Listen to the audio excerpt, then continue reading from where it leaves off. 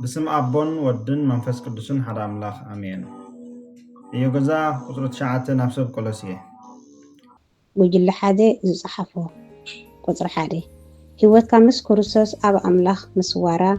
عم بدرخ تنبر كلها ونجل بتبعات المصباح حيل ذهب كادو يمسلك هيوت كامس كورسوس أب أملاخ مسوار مالت نمصباح زخون حيل ترايزي كونس بقندو نكل كريستياناو نابران أتحساسبا زخون حيل ذهب كستجيب እቲ ምስጢር ኣብቲ መዊትኩም ኢኹም ዝብል መግለፂ እዩ ተሰዊሩ ዘሎ ዝመተ ከይእሰር ከይብሉኒ ከይጠሚ ከይዓርቕ ወዘተ ንዝብል ስግኣት የብሉ ስለዚ ከዓ እቲ ምስ ክርስቶስ ዝመተ ምስ ክርስቶስ ብምትንሳእ ወንጌል መንግስቲ ኣምላኽ ንኸበስር ሙሉእ ሓይሊ ዝተመልአ እዩ እቲ በዳይ ሕቶ ግና ንሕና ከምኡ ምዃንና ንፈልጥ ዶ ዝብል እዩ ቁጥሪ 2 ንዓኻ ህይወትካ መን እዩ ትብል እዚ ሕቶ እዚ ብጉጅለ ዘይኮነ ብውልቂ ዝምለስ ሕቶ ምዃኑ ኢና ተዘራሪብናሉ ኣብቲ ተዋሂብና ዘሎ ክፍለ ፅሑፍ ሐዋርያ ጳውሎስ ክርስቶስ ህይወትና ብምባሉ ቀጥታዊ መልሲ ናይ ዝቀሪቡ ዘሎ ሕቶ ክርስቶስ ዝብል ይኸውን ክርስቶስ ህይወቶ እዩ ዝብል ሰብ ልዕሊ ማንም ዝቐድሞ ንክርስቶስ ይብል ምህላው ንርዳእ ልዕሊ ኣቦን ኣደን ልዕሊ መጻምድን ውላድን ልዕሊ ዓርከ መሓዛ ክርስቶስ እዩ ቀዳማይ ንብል ማለት ኣለና ማለት እዩ ኣብ ባይታ ክንርአ ከለና ግና እቲ ዝያዳ ግዜን ጉልበትን እነጥፋሉ ህይወትና ንሱ እዩ እሞ ህይወትና መን ምዃኑ በብውልቅና እንምልሶ ይኸውን ቁጥር 3 ዓስቢ ናይቶም ንእግዚኣብሔር ዘእዘዙ ሰባት እንታይ እዩ እቶም ንእግዚኣብሔር ዘእዘዙ መቕጻዕትን ፍርድን ዳእምበር ዝቕበልዎ ዓስቢ የብሎምን ስለዚ ድማ ሐዋርያ ቅዱስ ጳውሎስ ቁጥዓ ኣምላኽ ኣብቶም ደቂ ዘይምእዛዝ ይወርድ ብምባል ፀሓፈ ቆሎስየ 3:6 ቁጥሪ 4 ኣረጊት ሰብካ ምስ ኩሉ ግብሩ ቆንጥጦ ክብለካ ከሎ ከመይ ትርድኦ ኣረጊት ሰብ ተባሂሉ ዘሎ ኣብዚ ተዋሂብና ዘሎ ክፍለ ፅሑፍ ኣብ ምድሪ ዘሎ ኣካላት ኣብቲ ካልኣይ ትርጉም ድማ ስጋዊ ኣካል ብዝብል እውን ተጠቒሱ ኣሎ ንምስሊ እቲ ብሓጢያት ዝወደቐ ቀዳማይ ኣዳም ዝውክል ኣበሃህላ ድማ እዩ እቲ ግብሪ ተባሂሉ ዘሎ ከዓ ኣብቲ ተዋሂብና ዘሎ ክፍለ ፅሑፍ ብዝርዝር ተቐሚጡ ንረኽቦ መንዝር ረኽሰት ፍትወት ስጋ ክፉእ ትምኒት ስስዐ ፍቕዲ 5 ኩራ ምንፅርፃር ክፍኣት ፀርፊ ዝሕፍር ዘረባ ፍቕዲ 8 ስለዚ ከምቲ ቅድም ክብል ዝጠቐሶ ምስ ክርስቶስ መዊትና እንተኾይንና ንባህሪ እቲ ብሓጢያት ዝወደቐ ኣካል ምስናይ ፍትወቱን ትምኒቱን ክንሰቕሎ ከም ዝግባኣና እዩ ዝነገረና ዘሎ ሕቶ ቁጥሪ 5 ክርስቶስ ኩሉን ኣብ ኩሉን እዩ ክብል ከሎ እንታይ ማለት እዩ ኣብ ቀዳማይን ካልኣይን ምዕራፍ ኣቐዲሙ ልዕልና ክርስቶስ ኣርእይዎም ጸኒሑ እዩ በቲ ዝለዓለ መለክዒኡ ክርስቶስ ፈጣሪ ኩሉ ፍጥረት ምዃኑ ንሱ ርእስ ቤተ ክርስቲያን እውን ምዃኑ ብኩሉ ድማ በኩሪ ምዃኑ ጠቒሱሎ ስለዚ ነቲ ክርስቶስ ኩሉ እዩ ዝብል ክፋል በዚ ክንርድኦ ንኽእል ኢና ነቲ ክርስቶስ ኣብ ኩሉ እዩ ዝብል ድማ ኣቐዲሙ ኣብ ሰማይ ዘሎን ኣብ ምድሪ ዘሎን ንርእሱ ተዓሪቕዎ እዩ ስለ ዝበለ ብክርስቶስ ዘሎ ዘበለ ኩሉ ፅርዓዊ ይኹን ኣይሁዳዊ ኣብ ክርስቶስ ቅቡል እዩ ማለት እዩ ግዙር ይኹን ዘይግዙር ባርባር ይኹን ኣረማዊ ሰኪት ማለት ሰልጠነን ዘይሰልጠነን ኣረማዊ ኣብ ክርስቶስ ኩሉ ቅቡል እዩ ባርያን ጭዋን እውን እንተኾነ ኣብ ክርስቶስ ኢየሱስ ማዕረ ተቐበልነት እዩ ዘለዎ ክርስቶስ ኩሉን ኣብ ኩሉን እዩ ክብሪ ንቅዱስ ስሙ ይኹን ኣሜን መልሲ ናይ ጉጅለ 2 ዝፀሓፍዎ ህይወትና ምስ ክርስቶስ ኣብ ኣምላኽ ምስዋራ ብሓቂ ዝተረዳኣ ክርስቲያን ከምቲ ዝግባእ ኣብዚ ምድሪ ከሎ ንኣምላኽ ብትብዓት ንምስባሕ ሓይሊ ኣለዎ ዝያዳ መረዳእታ እቲ ምስክር ክርስቶስ ኣብ ኣምላኽ ምስዋር እንታይ ምዃኑ ክርዳኣና ኣለዎ ሽዑ ወንጌል ብትብዓት ንምስባሕ ሓደ ኣማኒ ሓይሊ ይረክብ ኣብ ሞት ኢየሱስ ክርስቶስ ኣመንቲ ምስኡ ዝተጠርነፍሉ ናይ ሓጢኣት መቕፃዕቶም ተኸፊሉ بحدش هيوت مسؤول تنسيقهم هيوتك مس كريستوس أب أملاح تصويرا الله وي دما هيوتك مس أملاح قربت زلوو كريستوس تقميتا الله حصر بزبالة إزوم سلسة منجدي إتي مسكر زبل كرد أنا يخيل إيو قصر حده أمنتي مس أبن ولدن ناي حبر منفساو هيوت اللوم قدماي قرنطوس شدشته 17 كالاي بيتروس 1:4 قصر هلته عالم ملوء أقداسنت ناي كريستيان حدش هيوتن كردو أي كإلن إيو قدماي قرنطوس 2:14 قدماي يوحنس 3:3 እቶም ናይ ክርስቶስ ኣመንቲ ንዘለዎም ውሕስነት ካብ ጸላእቲ ዝተሓለዉ ንኹሉ በረኸት ኣምላኽ ድማ ዝረኽቡ እዮም ዮሐንስ 10:28 ሮሜ 8:31 ክሳብ 39 ዕብራውያን 7:25 ቀዳማይ ጴጥሮስ 1:4 ከምቲ ኩሉ ጥበብን ፍልጠትን ኣብ ክርስቶስ ዝነብር ቆሎስየ 2:3 ከምኡውን እቲ ናይ ክርስቶስ ኣማኒ ነቲ ንሰማይ ዝምልከት ጉዳያት ረብሓታትን እምበር ንምድሪ ክደልዩ ኣይግባእን ንሕና ነዛ ዓለም እዚኣ ሞይትና ንስጋዊ ትምኒትና ዋላ ንሓጢኣት ንባዕሉ ሞይትና ኢና እቲ ነዚ ዝኣምን ዝተረድአን ኣብዚ ምድሪ ወንጌል ንምስባኽ ሓይሊ ኣለዎ ቁጽር 2 ወዲ ሰብ ነቲ ዝኣመኖ ህይወተይ እዩ ይብል ይኽእል እዩ ከም ኣብነት ንዓይ ኣቦይና ኣደይን ህይወተይ እዮም ዝብሉ ኣለዎ ገንዘብ ንዓይ ህይወተይ እዩ ዝብሉውን ኣለዎ ኮታስ ንዝኾነ ኣብዚ ዓለም ዘሎ ግኡዝ ነገር ህይወተይ ይብሉ እዮም እታ ሕቶ ንዓኻ ህይወትካ ምን እያ ትብል ስለ ዘላ ኣብዚ ዘለናያ ዓለም ሰብ ካብ ነቲ ህይወት ዝኾነ ኣምላኽ ገዲፉ ናብ ገንዘብን ካልኦትን ኮታ ክጎይ ከሎ ብሓቂ ከም ኣመንቲ ንዓይ ህይወተይ ክርስቶስ እዩ ወላ እኮ እንተበልና ብሓቂ ንዕኡ ጥራይ ኣብ ቅድሜና ጌርና ልዕሊ ኩሉ ዶ ሰሪዕናዮ ኣሎና ነቲ ህይወትና ዝኾነ ጎይታ ብምልኣት ተረዲእና ንዕኡ ንነብር መንፈስ ቅዱስ ይደግፈና ኣሜን ስለዚ ነቲ ኣብ ምድሪ ዘሎ ኣካላትኩም ቅተሉ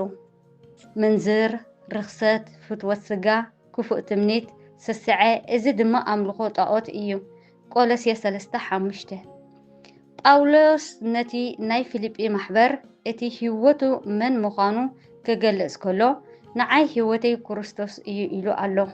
فيليبي 1:10 سلازي نتي كله بوعون نعون دما زخونه قويتا نصوت راي إيو هيوتو نعون نبينو دما هيوتي نبلو قصلسته بسر إزي نجر إزي قطع أملاخ أبتم دك إزي مئزاز يورد إيو قولسيه 3:6 عسبي إتوم نيجز أبي هرزي وزوزو سبات قطع أملاخ قبل عليهم إيو أنصار صدقي كل جزيه زي لوت جبر ملسي أبي يوحنس 3:36 رومي 1:18 رأي 10:18 دك زي مئزاز إزي أجلالتا إزي نزي أمانتي نابتوم دك زي مئزاز زحازو إيو زتقلت اللهم أب مصحف قدوس كاب أملاخ عسبي زي مئزازهم زتقبلو بزحات إيو نحنا كم كريستيان أبتي قندويني زخوني أملاخ تصنعنا كل جزء منفساو فرق اندفرنا بزت أزازنت صنعنا كنبر إيو قال أملاخ زنقرنا عسبي نايتم زي الزوزو سبات قطع أملاخ قبل عليهم إيو دقيم بخالق شناخ كنت أمتمس زي نخقل نتوم ناي حاسوت ممهران زوردم عسبي أمل أختو يهودا 9:15 إنه قويتا نقولاتهم كفردم إلو مس ألافات قدسان مسيئو ألو نتم فرحات إجزابهر زي بلوم كلاتهم دما بزعوة أزي زجبروا كله أكوي ግብርን ብዛዕባ እቲ ሓጥእን ግፍዕን ብዛዕባኦም እተዛረብዎ ዘበለ ኩሉ ዘረባ ድርቅናን ክቐጽዖም እዩ ኢሉ ተነበየሎም። ቁጥር 4 ኣረጊት ሰብካ ምስ ኩሉ ግብሩ ቀንጥጦ ማለት ቅዱስ ጳውሎስ ንሰብ ኤፌሶን ኣብ ዝጸሓፈ መልእኽቲ እቲ ናይ ብሓቂ ጽድቅን ቅድስናን መልክዕ ኣምላኽ ተፈጥሮ ሓድሽ ሰብ ልበሱ ብምባል ጠቒሱሎ ኤፌሶን 4:14 ነታ ኣረጊት ሰብነቶም ክቕንጥጡ ይምዕዶም። ንሕና እውን ከምቲ ዕለት ንደጋዊ መልክዕና ብመስትያት ንምልከቶ ከምኡ ከዓ ኣብ ጠጽባሕ ነቲ ውሽጣዊ መልክዕና ብመንፈሳዊ መስትያት ክንምልከቶ ንኣረጊት ሰብነትና ቀንጢጥና ከምቲ እግዚኣብሔር ኩኑ ዝበለና ክንከውን ይግባአና እዩ። ቃል እግዚኣብሔር ነቲ መልክዕ ኣምላኽ ተፈጥሮ ሓድሽ ሰብ ዘልብስ ሓይሊ ኣምላኽ እዩ። ብክርስቶስ ኢየሱስ ዝኣመነ ሓድሽ ፍጥረት እዩ። እሞ ኸዳ ሓድሽ ፍጥረት ምስ ኣረጊት ፍጥረት ዶ ሕብረት ኣለዎ እዩ? ቀደም ከምቶም ደቂ ዘይምእዛዝ ኣብ ትሕቲ ግዝኣት ሰይጣን ኢኻ ነርካ፣ ሕጂ ግን ብክርስቶስ ሓራ ኢኻ። እሞ ኸ እቲ ኣብ ትሕቲ ገዛኢ ዝዓለም እዚ ዝኾነ ሰይጣን ዘንበርካሉ ዘመንን ሕጅን ብሓደ እዩ። ኣረጊት ሰብካ ማለት ኣተሓሳስባኻ፣ ኣዘራርባኻ፣ ኣካዳድናኻ ኮታስ ኩሉ ካብ ኣምላኽ ዝፈልየካ ዝኽእል እዩ። እቲ ሰናይን ባህ ዘብልን ምሉእ ፍቃድ ኣምላኽ እንታይ ምዃኑ ምእንቲ ክትምርምሩስ ብምሕዳስ ሓሳብኩም ዳ ተለወጡ እምበር እዚ ዓለም እዚኣ ኣይትምሰልዋ ኢሉ ቅዱስ ጳውሎስ ሮሜ 12:2 መልሲ ቁጥሪ 5 ክርስቶስ ኣብ ኩሉን እዩ። ቆሎስይስ 3:11 ተማራይ ቅዱስ ዳዊት ከምዚ ኢሉ ኣሎ ሰማይ እንተደየብኩ ንስኻ ኣብለኻ መንጸፈይ ኣብ ሲኦል እንተኣንጸፍኩ እንሆ ንስኻ ኣብኒኻ። መዝሙር ዳዊት 139:8 ክርስቶስ እምበኣር ኣብ ኩሉ ክርከብ ዝኽእል ናይ ዘመናት ፍልጠት ዘለዎ ንኩሉ ኣብ ኢዱ ዝጨበጠ እዩ። ኣሜን። መልሲ ጉጅለ 3 ዝፀሓፍዎ ቁጥሪ 1 ህይወትካ ምስ ክርስቶስ ኣብ ኣምላኽ ምስዋር ነቲ ብክርስቶስ እንረኽቦ መንፈሳዊ መንነት ማንም ዘይሕድገካ ውሑስ ምድሓን ብቐሊሉ ዘይርአ ናብ ክርስቶስ ብቐጻሊ ዝልውጥን ዝዓብን ክርስቶስ ምስ ተገልጸ ምስኡ ዝግለጽ ህይወት ከም ዘለና እዩ ዝገልጽ። ትርጉም ምንባርካ ክርስቶስ ምዃኑ ንዑ ኢልካ ብምንባር እምበር ብናይ ዓለም ዓወት ዝና ሃብቲ ክብሪ ከም ዘይምዘን ምርዳእ ጸርፊ መስጎግቲ ስደት ይኹን ሞት ከይፈርሕካ ወንጌል ክትሰብኽ ትብዓት ይበካ። ብክርስቶስ ትረኽቦ ዘለዓለማዊ ህይወትን ሓስብን እምበር ካብ ስጋኻ ዝፍጸም ስቃይ ከም ዘየገድሰካ ትርዳእ። ሓይልኻ ካብ መንፈስ ቅዱስ ምዃኑ ትፈልጥ። ቅዱስ ሐዋርያ ጳውሎስ ናይ ህይወተይ ክርስቶስ እዩ ማቴዎስ እውን ረብሓ እዩ ይብል ፊልጵ 1:10 ክርስቶስ እውን ነቲ ነፍስን ስጋን ኣብ ገሃነም ከጥፍእ ዝከኣሎ ዳ እምበር ነቲ ንስጋ ዝቐትሉ ኣይትፍርህዎም ይብለና ማቴዎስ 10:28 ስለዚ ህይወትና ኣብ ክርስቶስ ከም ተሰወረት ብሓቂ ምስ ንርዳእ ምድራዊ ፍርሒ ካባና ጠፊኡ ብትብዓት ወንጌል ክንሰብኽ ሓይሊ ይህበና። ናይ ቁጥሪ 2 መልሲ ከምቲ ኣብ ቆሎስይስ 3:4 ክርስቶስ ህይወትና ምስ ዝግለጽ ሽዑ ንስኻትኩም እውን ምስኡ ብክብሪ ክትግለጹ ኢኹም ብምባል ቅዱስ ሐዋርያ ጳውሎስ ንነብሱ ሓዊሱ ክርስቶስ ህይወትና ኢሉ ዝፀሓፈልና ንዓይ እውን ህይወተይ ክርስቶስ እዩ ማለት ክርስቶስ ክፋል ህይወተይ ጥራሕ ዘይኮነስ ቀንዲ ማዕገል ህይወተይ እዩ። ከምቲ ምድራዊ ስጋይ ብዘይ ኣየር መግቢ ማይ ህይወት ዘይብሉ መንፈሳዊ ህይወተይ ብዘይ ክርስቶስ ሙት እዩ። ስለዚ ክርስቶስ ሓድሽ ፍጥረት ዝገበረኒ ብደሙ ዘድሓነኒ ነብሱ ዘሕለፈለይ ካብኡ ዝምንዛዓኒ የለን ዝኹንን እውን የብለይን ዓወት ዝሃበኒ ውሉድ ኣምላኽ ዝገበረኒ ኩሉ ነገር እዩ። መልሲ ቁጥሪ 3 ኣምላኽ ፍቕሪ እዩ ፍቕሪ ድማ ብሓቂ ትሕጐስ እምበር ብዓመፃ ባህ ይብላን። እግዚኣብሔር ንሰብ ገዲዱ ከም ዘፍቅሮ ከይገብሮ ባህርዩ ኣይኮነን። ብምሕረቱን ለዋህቱን ፍቕሩን እቲ ሓደ ወዲ በጃ ብምሃብ ምስ ገዛእ ርእሱ ክዓርቀናን ውሉዱ ገይሩ ኣኽቢሩ መንገድን መኣድን ኣዳልዩልና ነዚ ምሕሳብ ንህላውነቱን ናይ ምድሓን ውህበቱን ንዝነፅብዎ ምርጮኦም ብምኽባር ካብኡ ተፈልዮም ኣብዛ ዓለም እዚኣ ብፀልማትን ሕሱርን ኣእምሮ ካብ ኣምላኽ ርሒቖም ክነብሩ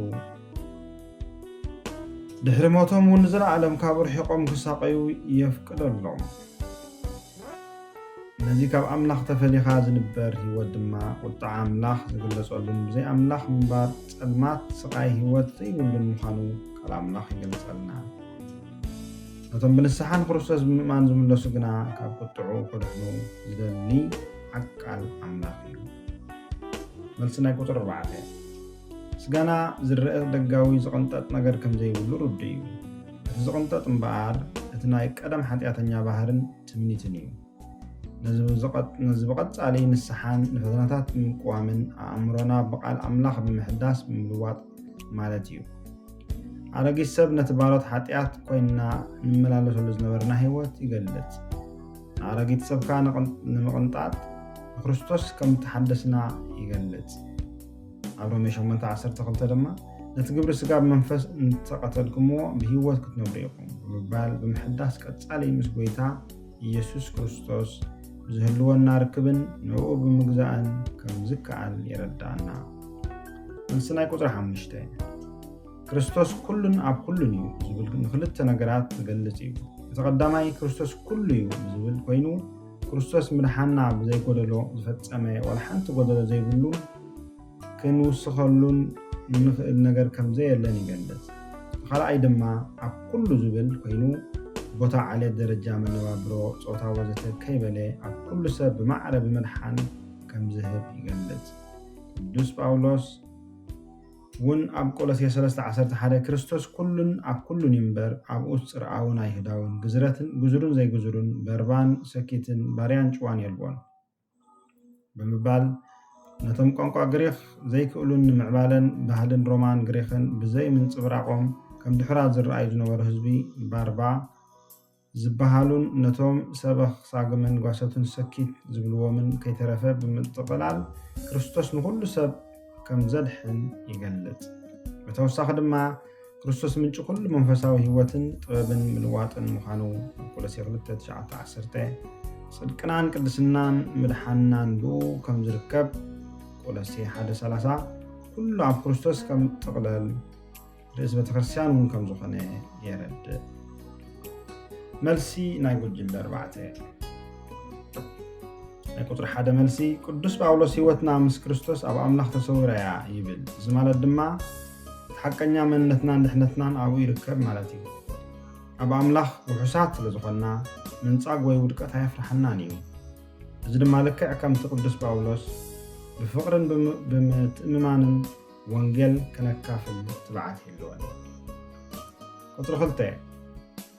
ናና ህይወትና ክርስቶስ እዩ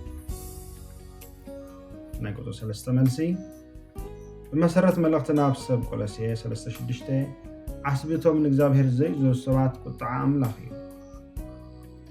ቁጥር 4 እቲ ኣረጊት ሰብ ማለት ቅድሚ ሰዓቢ ክርስቶስ ምዃኑ ዝነበሩ ሓጢኣታዊ ልምድን ኣነባብራን ዘመልክት ኮይኑ ኣረጊት ሰብካ ምስ ኩሉ ግብሩ ቀንጥጦ ማለት ድማ ልክዕ ከምቲ ኣረጊትን ረሳሓን ክዳን ኣውፂኻ ሓድሽ ምኽዳን ከም ማለት ነቲ ሓጢኣተኛ መንነት ምስ ግብሩ ገዲፍና ነቲ ከም ምስሊ እቲ ዝፈጠሮ ብፍልጠት ዝሕደስ ሓድሽ ሰብ ምልባስ ማለት እዩ መልሲ ናይ ቁጥር 5 ክርስቶስ ኩሉን ኣብ ኩሉን እዩ ክብል ከሎ ክርስቶስ ኩሉ እዩ ኣብ ኩሉ እውን ኣሎ ማለት እዩ ማለት ክርስቶስ ኣብ ህይወት ነፍሲ ወከፍ ኣማኒ እቲ ዝዓበየ ኣገዳሲ ሰብ እዩ ድሕሪ ባይትኦም ይኹን ደረጃኦም ማለት ዓልየት ቋንቋ ደረጃ ስልጣን ወዘተ ብዘየገድስ ኣብ ኩሎም ዝስዕብዎ ይነብር ብሓቂ እቲ ኩሉ ንህይወትና ዘድልየና ኣብኡ ይርከብ ኣሜን ቀዳማይ ህይወትካ ምስ ክርስቶስ ኣብ ኣምላኽ ምስዋራ ኣብ ምድሪ ክነብር ከለኻ ወንጌል ብትብዓት መስበኽ ሓይሊ ዝህበካ ዶ ይመስለካ እቲ መልሲ ህይወትካ ምስ ክርስቶስ ኣብ ኣምላኽ ምስዋር ነቲ ብክርስቶስ እንረኽቦ መንፈሳዊ መንነት ማንም ዘየሕድገካ ውሑስ ምድሓን ብቐሊል ዘይርአ ናብ ክርስቶስ ብቐጻሊ ዝልውጥን ዝዕብን ክርስቶስ ምስ ተገልጸ ንስኡ ክዝግለጽ ህይወት ከም ዘለና ይገልጽ ትርጉም ምንባርካ ክርስቶስ ምዃኑን ንዕኡ ኢልካ ብምንባር እምበር ብናይ ዓለም ዓወት ዝና ሃብቲ ክብሪ ከም ዘይምዘን ብምርዳእ ጸርፊ መስኮክቲ ስደት ይኹን ሞት ከይፈራሕካ ወንጌል ክትሰብኽ ትብዓት ይህበካ ብክርስቶስ ትረኽቦ ዘለዓለማዊ ህይወትን ዓስብን እምበኣር ኣብ ስጋኻ ዝፍጸም ስቃይ ከም ዘይገድሰካ ትርዳእ ሓይልኻ ካብ መንፈስ ቅዱስ ምዃኑ ትፈልጥ ቅዱስ ሐዋርያ ጳውሎስ ንዓይ ህይወተይ ክርስቶስ እዩ ምማት እውን ረብሓዩ ይብል ኣብ ፊልጵ 1:20-21 ክርስቶስ እውን ነቲ ነፍስን ስጋን ኣብ ገሃነም ዘጥፍእ ዝከኣሎ ደኣምበር ነቶም ንስጋ ዝቆትሉ ኣይትፍርህዎም ይብለና ኣብ ማቴዎስ 10:28 ስለዚ ህይወትና ኣብ ክርስቶስ ከም ዝተሰወረት ብሓቂ ምስ ንርዳእ ምድራዊ ፍርሒ ካባና ጠፊኡ ብትብዓት ወንጌል ክንሰብኽ ሓይሊ ይህበና ካልኣይ ንዓኻ ህይወትካ መን እዩ ትብል መልሲ ከምቲ ኣብ ቆሎሴ 3:4 ክርስቶስ ህይወትና ምስ ዝግለጽ ሽዑ ንስኻትኩም እውን ምስኡ ብክብሪ ክትግለጹ ኢኹም ብምባል ቅዱስ ሐዋርያ ጳውሎስ ንነብሱ ሓዊሱ ክርስቶስ ህይወትና ኢሉ ጽሓፈልና ንዓይ እውን ህይወተይ ክርስቶስ እዩ ማለት ክርስቶስ ክፋል ህይወተይ ጥራሕ ዘይኮነስ ቀንዲ ማእከል ህይወተይ እዩ ከምቲ ምድራዊ ስጋይ ብዘይ ኣየር መግቢ ማይ ህይወት ዘይብሉ መንፈሳዊ ህይወተይ ብዘይ ክርስቶስ ምውት እዩ ስለዚ ክርስቶስ ሓድሽ ፍጥረት ዝገበረኒ ካልኣይ ቆሮንቶስ 5:17 ብደሙ ዘድሓነኒ ቀዳማይ ጴጥሮስ 1:18-19 ነብሱ ዘሕለፈለይ ገላትያ 2:20 ካብኡ ዝብንዛዓኒ ዘየለይ ዮሃንስ 10:28 ዝኾንነኒ ዘይብለይ ዝገበረኒ ሮሜ 8:1 ዓወት ዝሃበኒ ቀዳማይ ቆሮንቶስ 15:58 ውሉድ ኣምላኽ ዝገበረኒ ቀዳማይ ዮሃንስ 3:1 ኩሉ ነገረዩ ሳልሳይ ሕቶ ዓስቢ ናይቶም ንእግዚኣብሔር ዘይእዘዙ ሰባት እንታይ እዩ ትመልሲ ኣምላኽ ፍቕሪ እዩ ኣብ ቀዳማይ ዮሃንስ 4:8 ፍቕሪ ድማ ብሓቂ ትሕጎስ እምበር ብዓመፃ ባህ የብልህን ቀዳማይ ቆሮንቶስ 13:6 እግዚኣብሔር ንሰብ ገዲዱ ከም ዘፍቅሮ ከይገብሮ ባህሪ ይኮነን ብምሕረቱን ለውሃቱን ፍቕሩን ነቲ ሓደ ወዲ በጃ ብምሃብ ምስ ገዛ ርእሱ ከዓርቀናን ውሉዱ ገይሩ ኣኽቢሩን መእንገድን መዓድን ኣዳልዩልና ነዚ ብምሕሳብ ምህላውነቱ ናይ መድሓኑ ህቦቱን ዝነጽግዎ ምርጭኦም ብምኽባር ካብኡ ተፈልዮም ኣብዛ ዓለም እዚኣ ብጸልማትን ሕሱርን ኣእምሮ ካብ ኣምላኽ ርሒቖም ክነብሩ ኣብ ሮሜ 1:21 ድሕሪ ሞቶምን ንዘለኣለም ካብኡ ርሒቖም ክሳቀዩን የፍቅደሎም ዮሃንስ 3:36 ነዚ ካብ ኣምላኽ ተፈልይኻ ዝነብርዎ ህይወት ድማ ቁጥዓ ኣምላኽ ዝግለጸሉን ብዘይ ኣምላኽ ምንባር ጸልማት ስቃይ ህይወት ዘይብሉ ምዃኑ ቃል ኣምላኽ ይገልጸልና ቆሎሴ 3:6 ኤፌሶን 5:6 ሮሜ 6:23-24 ነቶም ብንስሓ ንክርስቶስ ብምእማን ዝምለሱ ግና ካብ ቁጥዓ ክድሕኑ ዝደሊ ዓቃል ኣምላኽ ካልኣይ ጴጥሮስ 3:9 ቀዳማይ ተሰሎንቄ 1:9-10 ራብዓይ ኣረጊት ሰብካ ምስ ኩሉ ግብሪ ቆንጥጦ ክብል ከሎ ከመይ ትረድኦ ትመልሲ ስጋና ዝረአ ደጋዊ ዝቕንጥጥ ነገር ከም ዘይብሉ ርድኡ እቲ ዝቕንጠጥ እምበኣር እቲ ናይ ቀደም ሓጢአተኛ ባህርን ትምኒትን እዩ ነዚ ብቐጻሊ ንስሓን ንፈተናታት ብምቋምን ኣእምሮና ብቓል ኣምላኽ ምሕዳስን ምልዋጥን ማለት እዩ ሮሜ 12:2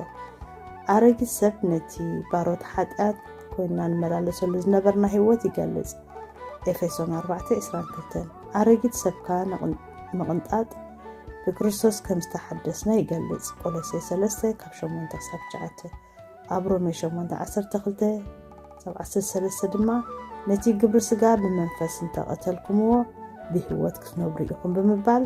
ምሕዳስና ቐጻሊ ምስ ጎይታ ኢየሱስ ክርስቶስ ብዝህልወና ርክብን ንዕኡ ምግዛእን ከም ዝከኣል የረዳእና ሓምሻይ ሕቶ ክርስቶስ ኩሉን ኣብ ኩሉን ክብል ከሎ እንታይ ማለት እዩ እቲ መልሲ ክርስቶስ ኩሉን ኣብ ኩሉን ዝብል ንኽልተ ነገራት ዝገልጽ እዩ ተቐዳማይ ክርስቶስ ኩሉ እዩ ዝብል ኮይኑ ክርስቶስ ምድሓንና ብዘይ ጎደሎ ዝፈጸመ ዋላ ሓንቲ ጎደሎ ዘይብሉን ክንስኸሉ ንኽእል ነገር ከም ዘየለን ይገልጽ እቲ ካልኣይ ድማ ኣብ ኩሉ ዝብል ኮይኑ ቦታ ዓሌት ደረጃ መነባብሮ ጾታ ወዘተ ከይበለ ኣብ ኩሉ ሰብ ብማዕረ ምድሓን ከም ዝህብ ይገልጽ ቅዱስ ሐዋርያ ጳውሎስ እውን ኣብ ቆሎሴ 3:11 ክርስቶስ ኩሉን ኣብ ኩሉን እዩ እምበር ኣብኡ ጽርዓውን ኣይሁዳውን ግዝረትን ዘይግዝረትን ባርባን ስኪትን ባርያን ጭዋን የልቦን ብምባል ነቶም ቋንቋ ግሪክ ዘይክእሉን ንምዕባለ ምዕባለን ባህልን ሮማን ግሪክን ብዘይ ምንጽብራቃው ከም ድሑራት ዝረአዩ ዝነበሩ ህዝቢ ባርባ ዝበሃሉን ነቶም ሰበኽሳግምን ጓሶትን ሰኪት ዝብልዎምን ከይተረፈ ብምጥቕላል ክርስቶስ ንኩሉ ሰብ ከም ዝድሓነ ዝገልጽ ብተወሳኺ ድማ ክርስቶስ ምንጪ ኩሉ መንፈሳዊ ህይወት ጥበብን ምልዋጥን ምዃኑ ኣብ ቆሎስየ 2:9-10 ጽድቅና ቅድስና መድሓንን ብእኡ ከም ዝርከብ ኣብ ቀዳማይ ቆሮንጦስ 1:30 ኩሉ ኣብ ክርስቶስ ከም ዝጥቕለል ኤፌሶን 1:10